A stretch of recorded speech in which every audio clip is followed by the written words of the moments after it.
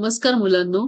आज आपण इयत्ता 10वी मराठी माध्यमाच्या मराठी या विषयामधील 9वी कविता बघणार आहोत. ती म्हणजे आश्वासक चित्र.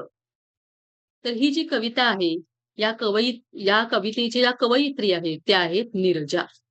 तर प्रस्तुत कवितेमध्ये स्त्री-पुरुष समानतेचे एक आश्वासक चित्र, आश्वासक म्हणजे काय? तर उत्साहवर्धक, जे आपल्याला बघायला आवडेल असं चित्र कवयित्रीने रेखाटले आहे.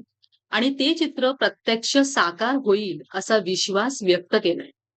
कवितेतून व्यक्त झालेला विचार सार्वकालिक आहे. स्त्री-पुरुष समानतेचे मूल्य रुजवणारी ही चिंतनशील कविता आहे. म्हणजे ही कविता ऐकल्यानंतर आपल्याला विचार करायला लावेल अशी कविता आहे. भूतकाळापासून चालत आलेली जी असमानतेची दरी भविष्य काळात तरी नष्ट होईल अशी आशा कवयित्रीला या इथे वाटते. तर आपण ही कविता एकदा वाचूया पूर्ण. तापलेल्या उन्हाच्या आडोशाला बसून खेळते आहे एक मुलगी केव्हाची. मी पाहत राहते तिला माझ्या घराच्या झरोक्यातून. ती मांडीवर घेते बाहुलीला, एका हातानं थोपाटत तिला चढवते आदण भाताचं. भातुकलीतल्या इवल्याशा गॅसवर. बाजूला खेळतो आहे मुलगा हातात चेंडू घेऊन. खूप उंच उडून चेंडू नेमका झेलतो तो हातात. मुलगी पाहत राहते कौतुकानं त्याच्याकडे. अचानक बाजूला ठेवून बाहुलीला ती जवळ जाते त्याच्या. मुलगा दाखवतो तिला आपलं कसब पुन्हा एकदा. मुलगी चेंडू मागते त्याच्याकडे, तेव्हा तो हसून म्हणतो, "तू भाजी बनव छानपैकी पाल्याची." ती म्हणते, "मी दोन्ही करू शकते एकाच वेळी. तू करशील?" मुलगा चेंडू देऊ मुलगा देतो चेंडू तिच्या हातात. उंच उडवलेला चेंडू आभाळाला शिवून नेमका येऊन पडतो तिच्या ओंजळीत. मुलगा पाहत राहतो आश्चर्यचकित. तशी हसून म्हणते ती, "आत्ता तू." मांडी घालून मुलगा बसतो गॅस समोर. दोन्ही हातांनी थोपटत झोपवतो बाहुलीला प्रथम. मग शोधतो पातेलं भाजीसाठी. हळूहळू शिकेल तोही. आपलं कसब दाखवतानाच घर सांभाळणं तापलेल्या उन्हाच्या आडोशाला बसून. माझ्या घराच्या झरोक्यातून दिसतं आहे एक आश्वासक चित्र उद्याच्या जगाचं. जिथं खेळले जातील सारेच खेळ एकत्र. भातुकलीच्या प्रवेशताना वास्तवात हातात हात असेल दोघांचाही. ज्यावर सहज विसावेल बाहुली आणि चेंडू जोडेल. कविता आपण आता वाचलेली आहे. आपण याचा अर्थ समजून घेऊया. ही कविता वाचताना आपल्याला असं लक्षात येईल की ते कुठेही यमक जुळणारे जे शब्द आहेत, म्हणजे ज्या कविता म्हटल्यानंतर आपल्याला जी लय अपेक्षित असते त्या कवितेतून, ती इथे दिसत नाहीये. तर ही जी कविता आहे, ती असं एक कवयित्रीने काहीतरी बोलले किंवा आपण एखादा लेख वाचतोय अशी आपल्याला वाटेल. परंतु अत्यंत सुंदर अर्थ असलेली ही कविता आहे. तर आपण सुरुवात करूया. बघा, पहिलं काय म्हटलंय कवयित्रीने? कवयित्री काय आहे, आपल्या घराच्या खिडकीतून, झरोका म्हणजे काय, खिडकीतून ती 2 मुलं खेळताना ती पाहते.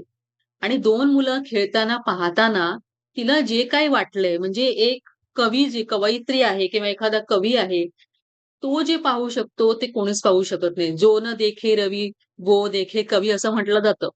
तर ते उगाच नाही म्हटलं जात. तर एक साधाच गोष्ट आहे. एक मुलगी खेळतेय आणि एक मुलगा खेळतोय. त्यामध्ये त्यांच्यामध्ये होणारा संवाद आहे आणि त्यानंतर जे काही घडतंय, त्यामधून काढलेला एक विशाल अर्थ आपल्याला या कवितेतून दिसून येतो. त्यामधून कवयित्रीला काय वाटतंय, भविष्यामध्ये काय घडावं असं वाटतंय, ते या कवितेतून आपल्याला पाहायला मिळतं. तापलेल्या उन्हाच्या आडोशाला बसून खेळते आहे एक मुलगी केव्हाची. मी पाहत राहते तिला माझ्या घराच्या झरोक्यातून. झरोक्यातून म्हणजे खिडकीतून. दुपारच्या तापलेल्या उन्हामध्ये आडोशाला बसून एक लहान मुलगी भातुकलीचा खेळ खेळताना कवयित्री काय करते, तिच्या घराची खिडकीतून पाहते. आता ती निहाळते ते काय चाललंय त्यांचं. ती मांडीवर घेते बाहुलीला, एका हातानं थोपाटत तिला चढवते आदण भाताचं. भातुकलीतल्या इवल्याशा गॅसवर. आधण म्हणजे काय? तर भात शिजवण्यासाठी जो टोपात भात केला जातो, आपण आता कसा केला जातो आता हल्ली कुकरमध्ये. पण गावच्या ठिकाणी तुम्ही बघितलं असेल किंवा शहरामध्ये हल्ली असा भात केला जातो. तो भात शिजवण्यासाठी पाण्याला उकळी येण्यासाठी जे पाणी ठेवलं जातं गॅसवर, त्याला काय म्हणतात? आदण म्हणतात.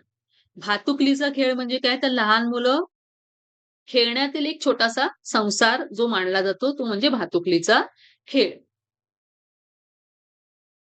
ती मुलगी एकटीच भातुकलीचा खेळ खेळत दिसतेय कवयित्रीला. ती काय करते? बाहुलीला मांडीवर घेऊन ती थोपटत तिला निजवते. आणि तेव्हाच तिने काय केलंय, दुसऱ्या बाजूला एका टोपात हातासाठी आदण ठेवलंय. तिचा स्वतःचा भातुकलीचा संसार सुरू आहे. म्हणजे ती एकटीच खेळते. खरं तर हा जो खेळ आहे, ते ह्या खेळाच्या माध्यमातून हे जे चित्र दाखवलंय, ते एक स्त्री जी असते, ती सांसारिक जबाबदाऱ्यासोबत इतरही जबाबदाऱ्या कशा पार पाडते, ते आपल्याला याच्यामधून पाहायला मिळतं. एकाच वेळी ती ह्या सगळ्या म्हणजे ज्या मुलांना सांभाळणं, घरातली कामं करणं, इतर काय असेल ते करणं, ते एकाच वेळेस सर्व गोष्टी तिच्या चाललेल्या असतात. ते ते दाखवण्याचा किंवा ते सांगण्याचा प्रयत्न कवयित्रीने या ओळींमधून केलाय. बाजूला खेळतो आहे मुलगा हातात चेंडू घेऊन, खूप उंच उडवून चेंडू नेमका झेलतो तो हातात. आता ती तिकडे तिचा खेळ चालू आहे. ती जेवण बनवते, बाहुलीला झोपवते आणि त्याच वेळेला तिच्या शेजारी एक मुलगा चेंडू सोबत खेळतोय. आणि तो खेळताना काय करतो, चेंडू उंच उडवून बरोबर तो झेलतो. म्हणजे त्याला त्या चेंडूला पकडतो. खाली येताना त्या चेंडूला आपल्या हातांमध्ये पकडतो. एकाच वेळी मुलगी बाळ सांभाळते आहे, स्वयंपाक करते आहे आणि दुसरीकडे त्यावेळेला तो मुलगा, लहान मुलगा काय करतोय, चेंडू सोबत खेळतोय. म्हणजे ती तिचं काम करते आणि हा मुलगा काय करतोय, खेळून आपलं मनोरंजन करतोय. मुलगी पाहत राहते कौतुकाने त्याच्याकडे. अचानक बाजूला ठेवून बाहुलीला ती जवळ जाते त्याच्या. मुलगा दाखवतो तिला आपलं कसब पुन्हा एकदा. मुलगी चेंडू मागते त्याच्याकडे, तेव्हा तो हसून म्हणतो, "तू भाजी बनव छानपैकी पाल्याची." ती म्हणते, "मी दोन्ही करू शकते एकाच वेळी. तू करशील?" मुलगा देतो चेंडू तिच्या हातात. आता काय होतं, तो मुलगा खेळतोय ही ती मुलगी पाहत असते. तिला कौतुक वाटतं आणि तिलाही खेळावंसं वाटतं. अरे वाटणारच, कारण तिचं वयही खेळण्याचंच आहे. आणि मग अचानक आपल्या मांडीवरची बाहुली ती बाजूला ठेवते आणि त्या मुलाजवळ जाते. तो मुलगा पुन्हा तिला चेंडू उडवून तेच कसा झेलतोय हे कसब दाखवतोय. ती त्याच्याकडे चेंडू मागते. तर तो तिच्यावर हसतो, तिची चेष्टा करतो आणि म्हणतो, "तू छानपैकी पाल्याची भाजी बनव." कारण त्याला वाटतं, की हिला आपल्याप्रमाणे चेंडूचा खेळ थोडीच जमणार आहे. भाजी करणं, स्वयंपाक करणं हे तिचं काम. चेंडू खेळण्यासारखी पुरुषी कामे तिला कशी काय जमतील? असं त्या मुलाला वाटतं. असा त्याचा समज आहे, कारण आत्तापर्यंत काय झालेलं आहे, त्याने हेच पाहत आलंय.